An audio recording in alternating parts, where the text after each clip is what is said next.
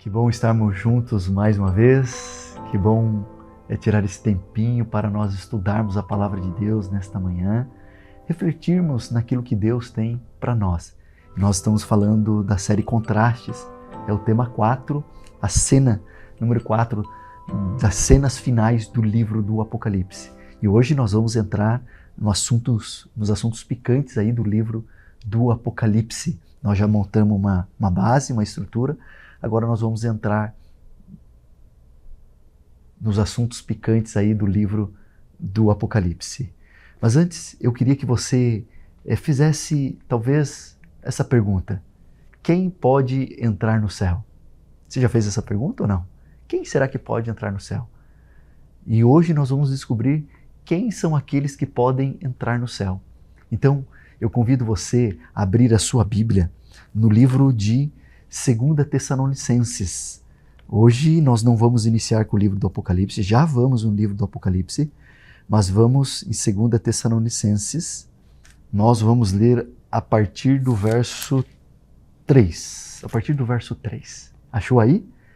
Se não achou, pega a sua Bíblia aí, ou no celular, abra a sua Bíblia, porque nós vamos meditar em 2 Tessalonicenses, capítulo 2, o verso 3, e ver quem pode entrar e responder essa pergunta: quem pode entrar no reino dos céus. Mas antes, eu gostaria de convidar você para nós orarmos, pedindo a bênção de Deus neste momento, para entendermos e compreendermos a sua palavra. Feche seus olhos e vamos orar. Pai querido, nós estamos entrando agora em assuntos muito importantes, especiais do livro do Apocalipse. Então pedimos o poder do Teu Santo Espírito, a Tua sabedoria, nos iluminando, nos ajudando para compreender melhor esse livro tão importante, esse tema tão importante que fala sobre a adoração. Então entregamos esses momentos em Tuas mãos, te pedimos essas bênçãos, por Jesus rogamos. Amém, Senhor. Amém. Antes de lermos, eu queria falar do propósito da sua existência. Um dos propósitos da sua existência tem a ver com adoração. Você foi criado para adorar a Deus. E está dentro do ser humano, intrínseco a nós, adorar algo. Se você pega as tribos mais remotas, lá do Amazonas, lá da Austrália, da África, você vai perceber que eles adoram algo. Ou é algo da natureza, ou é algo de pedra, de barro, enfim. Está dentro de nós a adorar algo. E adoração tem a ver com obediência. Você adora quem você obedece e você obedece quem você adora. Então, adoração tem a ver com obediência. Claro que tem a ver com você ir à igreja, devolver os seus dízimos, as suas ofertas. Tem, mas está mais relacionado com obediência. Quando você olha lá para o Jardim do Éden, você não vai ver Adão e Eva se prostrando diante da serpente e cantando o corinho de Satanás. Não, você vai ver eles desobedecendo a Deus. Então, adoração tem a ver com obediência. Mas é interessante que no livro do Apocalipse, quando fala de adoração, essa palavrinha adoração no livro do Apocalipse, sabe o que quer dizer? Quer dizer beijar. Estranho, né? Beijar. Mas não é o beijar que você está pensando, é o lamber do cachorro. Nossa, mais estranho ainda. Quando eu me deparei com isso, achei estranho também. Mas eu vou tentar explicar para você. Eu tenho uma cachorrinha em casa, ela se chama Luna. E toda vez que eu chego em casa, ela vem ao meu lado e fica andando para lá e para cá. E aí eu tenho que pegar ela, colocar no colo. Enquanto eu não faço isso, ela não sossega. E ela dá uma deitadinha no colo e eu faço um carinho nela. E ela deita assim para trás. E aí, em algum momento, ela lambe a minha mão, ela beija. Alguém superior a ela deu algo que ela não merece, em agradecimento, ela beija, ela lambe. Assim é a adoração. Deus, alguém superior ou um ser superior a nós, deu algo que nós não merecíamos, que é a nossa salvação. Em agradecimento, em resposta a isso, nós beijamos, nós lambemos, nós adoramos, nós reverenciamos. Então, adoração tem a ver com essa entrega, tem a ver com obediência. E agora, em 2 Tessalonicenses, aí, capítulo 2, olha o que diz o verso 3, diz assim: ninguém de nenhum modo vos engane, porque isto não acontecerá. Para um pouquinho aí, isto o quê? Se você olhar um pouquinho antes, o verso 1, diz assim: irmãos, no que diz respeito à vinda do nosso Senhor Jesus Cristo. Então, o autor está dizendo nisto, que é a vinda do nosso Senhor Jesus Cristo, eu não quero que vocês sejam enganados. Então diz assim: porque isto não acontecerá sem que primeiro venha a apostasia e seja revelado o iníquo, o homem da iniquidade, o filho da perdição, o qual se opõe e se levanta contra tudo que se chama Deus, ou é objeto de culto, objeto de adoração, a ponto de assentar-se no santuário de Deus, apresentando-se, ostentando-se como se fosse o próprio Deus. Então veja, antes da volta do Senhor Jesus, vai se levantar um homem iníquo, o filho da perdição, a qual se opõe e se levanta contra tudo que se chama Deus. E ele é objeto de culto, de adoração, ele quer receber adoração para si. Mas quem é o único digno de receber adoração? É Deus. Ele é o único digno de receber a nossa adoração. Mas aqui se levanta esse homem iníquo, o filho da perdição, se opondo contra tudo que se chama Deus, e ele quer adoração para si. E se você for aí no verso 7, diz assim: porque o mistério da iniquidade já opera, e aguarda somente que seja afastado aquele que agora o detém. Então seja revelado o iníquo, a quem o Senhor Jesus matará com o sopro de sua boca e destruirá pela manifestação de sua vinda. Ora, o aparecimento do iníquo é segundo a ação de Satanás, com todo poder, sinais e prodígios de mentira, e todo engano de injustiça aos que estão perecendo, porque não acolheram o amor da verdade para serem salvos. É por esse motivo que Deus lhes envia a operação do erro, para darem crédito à mentira, a fim de serem condenados todos os que não creram na verdade, mas tiveram prazer na injustiça. Aqui a gente já consegue responder algumas coisas. Quem pode entrar no reino dos céus? Aquele que crê na verdade, porque aqueles que não creram na verdade, esses foram condenados. É aqueles que abraçam a verdade da palavra de Deus. É por isso que nós estamos aqui estudando a palavra de Deus, para não sermos enganados, porque aqueles que abraçarem a verdade da palavra de Deus, esses poderão entrar para o reino dos céus. Agora, em Apocalipse capítulo 4, o verso 11, diz assim: Tu és digno, Senhor, e Deus nosso, de receber a glória, a honra e o poder, porque criaste todas as coisas. O único que é digno de receber a nossa adoração, quem é? É Deus. Por quê? Porque Ele é o nosso Criador. Ele é o único digno de receber a nossa adoração. Ninguém mais. Porque Ele é o nosso Criador. Só que nos últimos dias, antes da volta do Senhor Jesus, vai se levantar esse homem iníquo.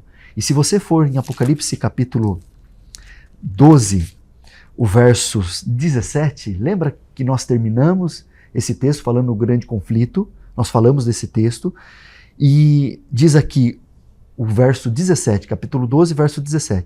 O dragão ficou irado com a mulher e foi travar guerra com o restante da sua descendência. Ou seja, os que guardam os mandamentos de Deus e têm o testemunho de Jesus. E o dragão se pôs em pé sobre a areia do mar. Então o dragão ele fica de pé sobre a areia do mar como esperando uma ajuda, esperando alguém. E aí vem o capítulo 13, onde eu chamo dos comparsas de Satanás, do dragão. Ele se levanta para adorar ou de alguma forma direcionar a adoração ao dragão. E eu queria que você abrisse aí em Apocalipse capítulo 13 e nós vamos ler esse texto, esse capítulo tão importante, especial para nós conhecermos os enganos de Satanás. No capítulo 12, é como se Deus estivesse dizendo assim, ó, vocês estão nesse grande conflito entre o bem e o mal.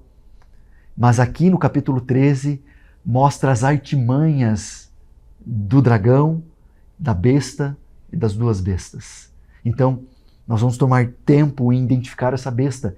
Embora nós não vamos tomar muito tempo, e eu queria mostrar para você o foco de Satanás, do dragão e da besta. Então vamos lá, Apocalipse capítulo 13, o verso 1, diz assim: Vi emergir do mar uma besta que tinha 10 chifres e 7 cabeças, e sobre os chifres 10 diademas, e sobre as cabeças nomes de blasfêmia.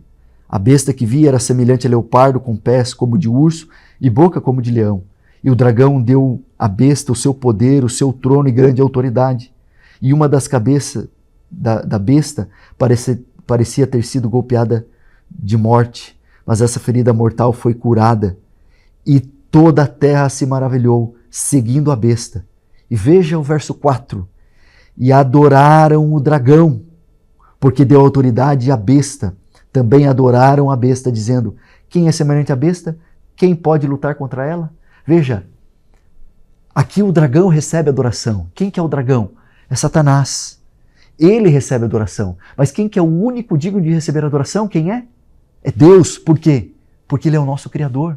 Mas aqui o dragão recebe adoração. E olha o verso 5, continua. E foi-lhe dado uma boca que proferia arrogâncias e blasfêmia, e foi-lhe dada autoridade para agir durante 42 meses. A besta que abriu a boca em blasfêmia contra Deus para difamar o nome e difamar o tabernáculo, a saber, os que habitam no céu. E foi-lhe permitido também que lutasse contra os santos e os vencesse. E foi-lhe dada ainda autoridade sobre cada tribo, povo, língua e nação. E ela será adorada por todos os que habitam sobre a terra, aqueles que desde a fundação do mundo não tiveram seus nomes inscritos no livro da vida do Cordeiro que foi morto. Perceba, o dragão recebe adoração e agora a besta também recebe adoração. Mas quem é o único digno de receber adoração? Quem é? É Deus.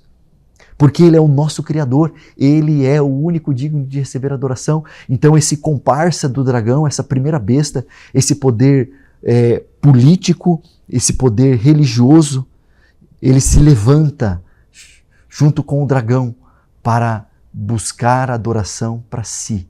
Esse poder religioso que emerge do mar. Agora, capítulo 13, vamos no verso 11 agora. Olha o verso 11.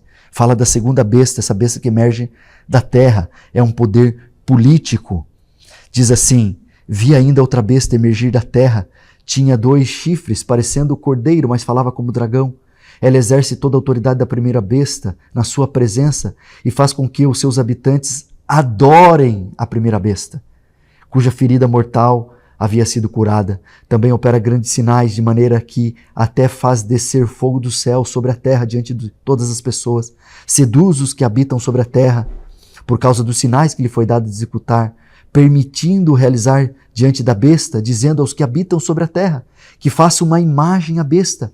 Aquela que foi ferida a espada sobreviveu, e lhe foi concedido o poder para dar vida à imagem da besta, para que também a imagem da besta falasse e fizesse todos os que não adorassem, fizesse morrer todos os que não adorassem a imagem da besta. Percebe? Essa segunda besta também, esse poder político, ele também recebe adoração e direciona a adoração à primeira besta, a esse poder religioso. Mas perceba uma coisa, e eu gostaria de falar bem aos seus olhos, ou bem pertinho de você. Perceba uma coisa. Você está aqui assistindo porque você quer. Ninguém te obrigou a você assistir. Você é livre para de repente desligar, para de repente mudar de canal. Você é livre. E porque o Senhor te dá essa liberdade. O problema do amor de Deus é que ele pode ser rejeitado. Então você pode rejeitar o amor de Deus. Você tem essa liberdade. E o Cordeiro, Deus, te dá essa liberdade. Mas agora com o dragão, com Satanás, é diferente. Ele força a adoração. E se você não adorar, diz aqui, você vai morrer. Ele ameaça de morte. Ele faz esta ameaça. Perceba que existe uma relação muito grande entre o livro do Apocalipse e o livro de Daniel. Há uma relação. E eu queria, às vezes, alguns pensam que o livro de Apocalipse ele é complicado. Ele não é. Se você começa a entender algumas estruturas, ele não é tão complicado assim. Eu queria mostrar essa imagem aqui para você. Olha essa imagem. Está vendo aqui? O livro de Daniel, ele tem essa relação com o livro do Apocalipse. Então, Daniel capítulo 2, Daniel capítulo 7, Daniel capítulo 8, ele fala de uma estátua, fala de alguns animais. Pensa comigo assim, são ilustrações diferentes do mesmo período da história. Em algum momento ele usou a estátua, no outro momento ele usou aí o leão, o urso, o leopardo, em outro momento ele utilizou aqui o bode, o carneiro. Então, às vezes a gente olha, ou eu olhava isso daqui, mas é muito complicado. São ilustrações diferentes do mesmo período da história. E olha aqui, eu fiz essa tabelinha aqui. Daniel capítulo 2, Daniel capítulo 7, Apocalipse capítulo 13. Então, quando fala do ouro e o leão, e ali Daniel capítulo 2 fala do ouro, prata, bronze e ferro, e aqui Daniel capítulo 7 fala do leão, urso, Daniel capítulo 7, leão, urso, leopardo e o animal terrível e espantoso, e Apocalipse capítulo 13 fala leão, urso, leopardo e a besta, que acabamos de ler. Então, o ouro, o leão, representa a Babilônia. E através de Daniel, ele dá essa informação que esse reino que representa o ouro era a Babilônia. E aí, prata, o urso, representa a Medo-Pérsia. O bronze, leopardo, a Grécia. E o ferro, o animal terrível, espantoso e a besta, é Roma pagã e Roma papal. Aqui há essa identificação. E queridos, isso daqui que estou dizendo, essa interpretação, identificação dessas duas bestas, não é nada de novo. Isso daqui, Martinho Lutero já fazia essa interpretação, Isaac Newton já fazia essa interpretação, identificando aí essas bestas. Veja essa outra imagem. Diz assim, o mistério da besta de 7 cabeças. Aqui está, são 10 reinos que perseguiram o povo de Deus. Aqui está o Egito, a Síria, a Babilônia, Pérsia, Grécia, Roma pagã, Roma papal e os Estados Unidos. Esse poder político se junta a esse poder religioso para perseguir o povo de Deus, aqueles que guardam os mandamentos de Deus, aqueles que são eleitos e não têm a marca da besta. Como que a gente sabe disso? Aqui está essa outra imagem, Daniel capítulo 7 e Apocalipse capítulo 13. Olhos como de homem, número de homem. Boca que falava indolências, boca que proferia arrogâncias. Veja a relação. Magoaria os santos, palavras contra o Altíssimo, blasfêmia contra Deus.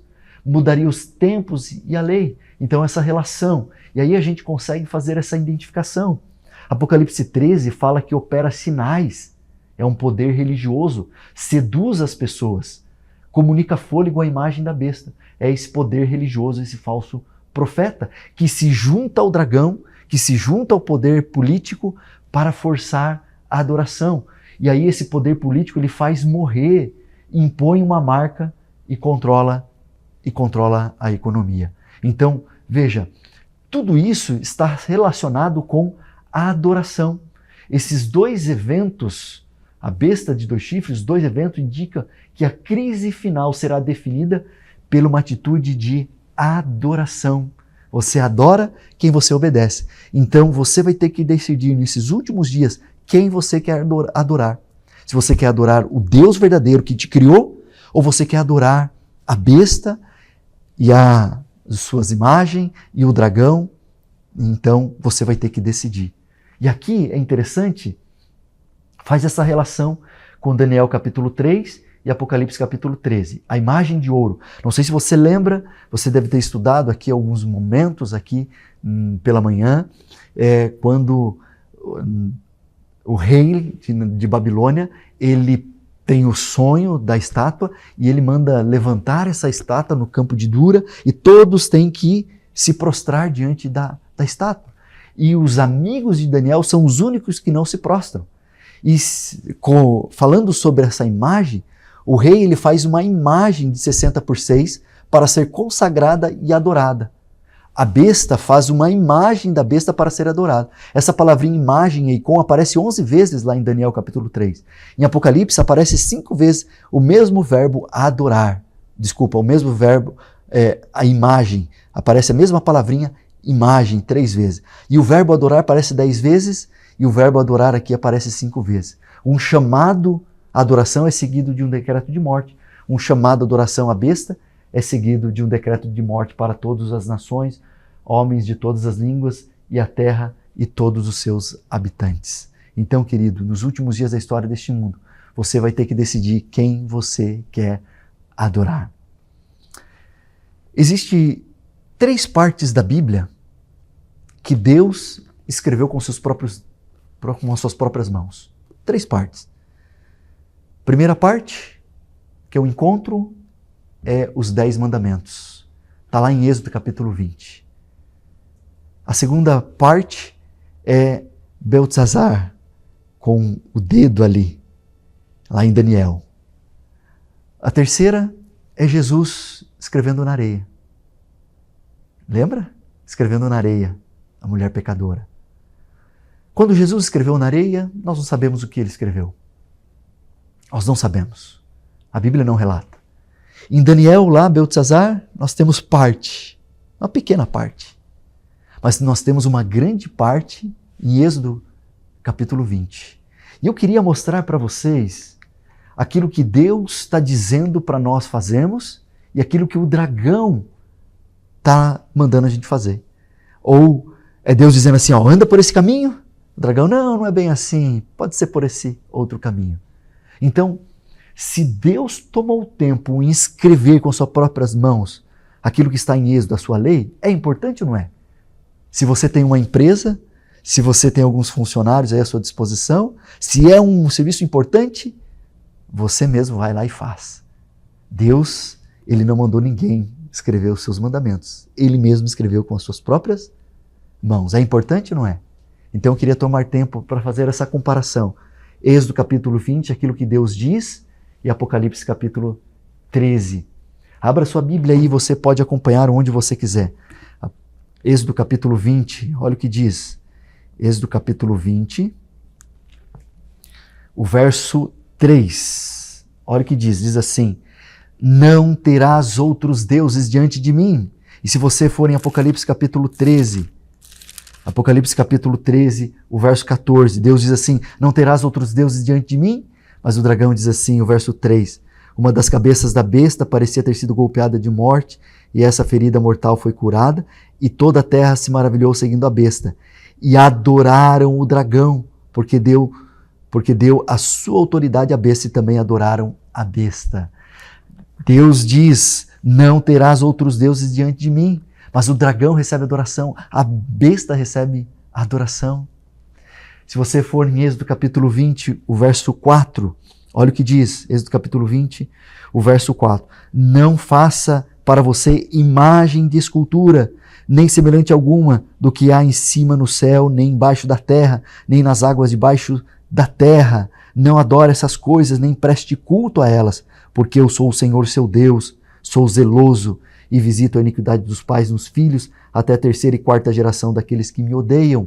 E se você for em Apocalipse capítulo 13, o verso 14 e o verso 15, diz assim, seduz aqueles que habitam sobre a terra, por causa dos sinais que lhe foi permitido realizar diante da besta, dizendo aos que habitam sobre a terra que façam uma imagem. Deus diz, não pode fazer imagem, não pode adorar imagem.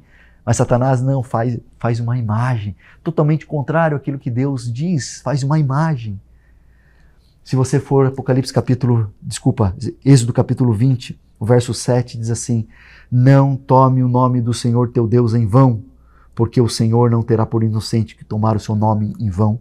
E se você for em Apocalipse capítulo 13, o verso 6 e o verso 5 e 6, diz assim, foi-lhe dada uma boca que proferia arrogâncias e blasfêmia, e foi-lhe dada autoridade para agir durante 42 meses, e abriu a boca em blasfêmia contra Deus, para difamar o nome e difamar o tabernáculo, a saber, os que habitam no céu. Perceba, Deus diz não pode blasfemar, mas Satanás, o dragão, blasfema contra Deus. É Deus dizendo, andar por esse caminho, Satanás não, dizendo outro caminho. E aí Êxodo capítulo 20, o verso 8, diz assim, lembra-te do dia do sábado para o santificar. 6 dias você trabalhará e fará toda a sua obra, mas o 7º dia é o sábado dedicado ao Senhor, seu Deus. E se você for em Apocalipse capítulo 13, eu vou até chegar pertinho aqui de você. Apocalipse capítulo 13, o verso 16, diz assim, a todos os pequenos e os grandes, os ricos e os pobres, os livres e os escravos, faz com que lhe seja dada certa marca na mão direita ou na testa, para que ninguém possa comprar ou vender, senão aquele que tem a marca, ou o nome da besta, ou o número do seu nome. Ah, queridos, eu não vou tomar tempo em identificar aqui a marca da besta, porque a única marca, o único sinal que eu encontro na Bíblia entre Deus e nós seres humanos é o sábado. Eu não encontro outra marca, eu não encontro outro dia, eu encontro o sábado. O sábado é a única marca que eu encontro na Bíblia. Por exemplo, alguns dizem assim, mas pastor, esse negócio do sábado aí é para o povo judeu lá do passado, não é para nós hoje. Tá bom, vamos pensar mais um fake news. Lembra dos fake news? Se você for lá em Êxodo, vai lá em Êxodo. Êxodo capítulo 16, o verso 28, diz assim: Então o Senhor disse a Moisés, até quando vocês se recusarão guardar os meus mandamentos e as minhas leis? Que estranho. Se foi dado lá no Sinai, lá na frente, em Êxodo capítulo 20, no Sinai, as leis de Deus, que leis são essas que agora fala? Queridos, a lei de Deus já existia. A lei de Deus não passou a existir a partir do Sinai para o povo judeu. A lei de Deus já existia. Já existia. Ela não passou a existir a partir do Sinai, ela já existia. Porque a lei de Deus é eterna. E na criação já existia a lei de Deus. Então, a lei de Deus é para nós hoje. E veja, a primeira parte da lei tem a ver com adoração a Deus, com amor a Deus. A segunda parte tem a ver com amor ao próximo. E o sábado é esse elo de ligação entre Deus e a humanidade e os outros. Você não encontra alguns falando assim, não, esse negócio de adulterar está abolido, não vale mais. Você não encontra. Esse negócio de roubar está abolido, não vale mais. Não, mas o ataque de Satanás, do dragão, da besta, é contra o sábado. Sabe por quê? Olha aqui nos meus olhos, sabe por quê? Presta atenção nisso que eu vou dizer. Porque o sábado é a expressão máxima da minha e da sua adoração. Porque no sábado eu relembro de um Deus que me criou, que é o meu Criador, que é o único que merece a minha adoração. E no presente eu desfruto das bênçãos do sábado, esperando um Shabá futuro. Então na adoração eu tenho passado, presente e futuro no dia do sábado. O sábado é a expressão máxima da minha adoração. Por isso o ataque de Satanás contra o sábado. Talvez eu, como pastor, ficaria até mais fácil dizer para você assim, olha, fica tranquilo. Fica tranquilo porque você pode ter o seu Shabá. Qualquer dia aí você pode escolher o seu Shabá. Mas não é isso que a palavra de Deus diz. A palavra de Deus diz o sábado. Eu não encontro na Bíblia o domingo. Poderia ser o domingo? Poderia. Poderia ser a segunda, a terça, eu não sei. Deus escolheu o sábado. Isso tem a ver com a soberana vontade dele. Mas eu não encontro que é o domingo. Aliás, eu encontro ele relatando. O Paulo passou na tal igreja para fazer isso, só relatando no primeiro dia da semana. Só isso. Mas o sábado eu encontro como esse elo de ligação. Deus abençoou, separou e descansou nesse dia especial. Por isso o ataque de Satanás contra o sábado. A frase de hoje é essa. Antes importa obedecer a Deus do que aos homens. Quem você quer adorar? Quem você quer obedecer? O sábado é essa expressão máxima da minha e da sua adoração. O sábado é Deus dizendo para mim e para você, e é para você se lembrar, que você não é dono de tudo. Quando Deus criou este planeta, Ele disse para Adão e Eva, vocês podem comer de todas as árvores que estão aqui, mas dessa árvore aqui vocês não podem tocar. Então imagina Adão e Eva, eles passando lá comendo a uva, comendo a laranja, a maçã, e de repente eles chegavam ali na árvore do conhecimento do bem e do mal e falaram, opa, peraí, essa árvore eu não posso tocar, porque eu não sou dono de tudo. Deus é dono de tudo. É para eles lembrarem que eles não eram dono de tudo. É igual os dízimos e as ofertas. Você separa 10% daquilo que você ganhou, do seu salário, é para você lembrar que você não é dono de tudo. Deus não precisa do seu dinheiro. Deus é dono de tudo. Mas é para você lembrar que você não é dono de tudo. É mensalmente, quando você separa ali, tirando os 10% que é de Deus, é para você lembrar que você não é dono de tudo. E o sábado também é para você lembrar que você não é dono de tudo. Semanalmente é a lembrança, quando você para pensar nas coisas de Deus. Alguns falam, não, sábado é um presente de Deus. Não, sábado é de Deus. Sábado é de Deus, que Ele separou para nós termos esse momento de comunhão com Ele. Então, lembre-se, antes importa obedecer a Deus do que aos homens. Quem você quer obedecer? Você quer obedecer aquele que é o seu Criador, o seu mantenedor, aquele que sabe o que é melhor para você, aquele que vai mudar a estrutura do universo por causa de você, aquele que morreu na cruz por causa de você? Ou você quer adorar o dragão, a besta e a sua imagem? Quem você quer adorar? Nós vivemos os últimos dias da história deste mundo e você vai ter que decidir quem você quer adorar. Talvez eu esteja falando para alguém que vai ter que abandonar algumas coisas para ser fiel a Deus, para adorar o único Deus verdadeiro. Talvez vai ter que abandonar o trabalho, talvez vai ter que abandonar alguma coisa. Eu não sei. Eu sei que o chamado de Deus para mim e para você é, antes importa obedecer a Deus do que aos homens. Lembre-se, o sábado é a expressão máxima da minha e da sua adoração. Quem você quer obedecer? Quem você quer adorar? A pergunta que eu levantei no início, quem pode entrar no reino dos céus? Sabe quem?